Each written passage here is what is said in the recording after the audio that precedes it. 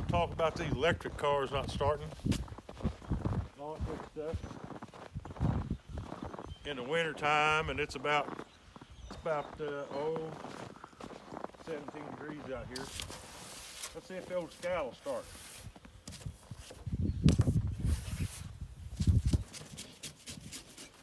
We might even take it for a ride.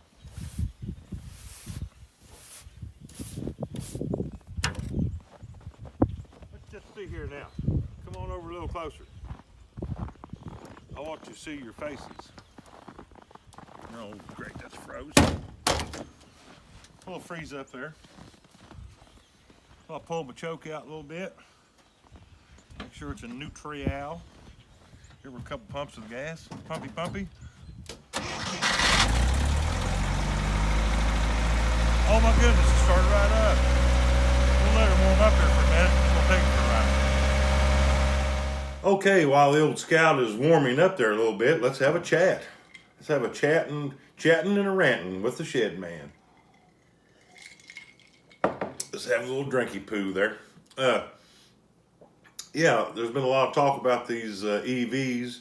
The charging stations not working in this bitter cold. We're having a very cold time here this winter while I'm filming this.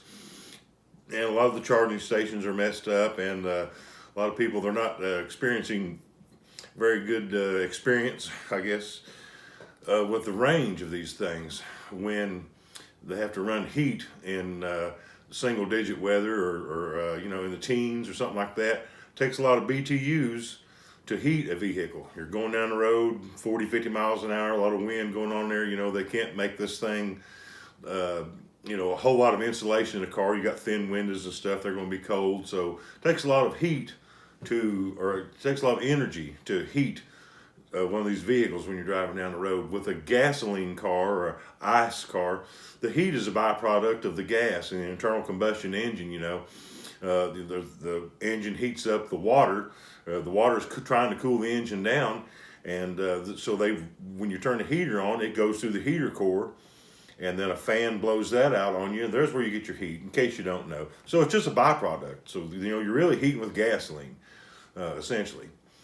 So it doesn't take anything. It doesn't add or take away from the gas mileage, or your range of a full tank. Whereas a electric vehicle, it's an electric heater, and it takes a lot of BTUs. If you've got a house that is all electric, my house has got old baseboard heaters and stuff in it. In the wintertime, I can tell when it gets cold and I've got to run a lot of electric heat. It makes a big difference on my electric bill. So that's going to take the range down in one of these cars. So they're having a tough time with all that stuff. And you know me, I like the old stuff, so I'm out in the old Scout here. I like something that's simple. I've recently, or in the past, I did a wiring diagram on how to wire up one of these old Scouts, and I was able to figure it out myself, even do a little diagram, did it myself, and it works great. And I'm dumber than a bag of wet hammers. I can do it, then it's pretty simple. And the other thing, and the other components of the old Scout here, I'm going to show you a picture. It's just gears and levers on these newer cars. Even if it's a internal combustion car, everything's just buttons and switches, and you flip this switch, and the computer lets the servos know in the transfer case to turn on this thing and push it in and out, and then do all this computer electric and all. In the Scout, it's nothing like that. There's a big steel lever here, and it's hooked to a big steel piece of linkage. It hooks into the transfer case, and if you can move your hand, you can jam it in gear. It's in gear. And then, on the outside, there's these tires here. Check these tires out. These are some. Look at that. Those serious tires. Those bi-ply, big, thick tread, skinny, dig down in there. But if you can, here's a lockout. This locks the hubs in. It mechanically screws the gears together. If you can turn this by hand, it jams them together. There's no computer thumb. Well, I don't know if I want to do that or not, or maybe something messed up. They get stuck. You take a big pair of channel locks and jam them in there. Wham. Again, the gears, cram. You're in there. These two levers here. That shifter on the short shifter on the left side of the two shifters there, that is for the rear part of the rear differential, and that puts the transfer case. It lets the rear end push it all the way forward, that's the low range. Middle is neutral. Back is high range. All right.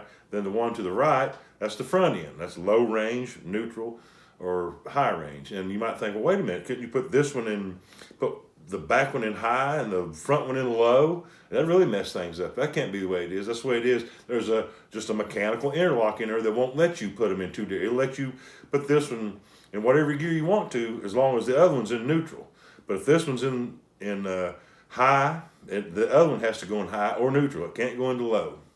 So anyway, I understand all this stuff, and it's pretty simple. The newer cars, I don't understand them, and I'm scared of stuff that I don't understand. I don't have enough money to go run out and buy one every 5 years when stuff starts going wrong with these new ones, and you got to take it to the dealer, and they've got to scan it and all that stuff. But anyway, I think she should be warmed up by now, and we'll have another little drinky poo, and let's go out and take her for a ride.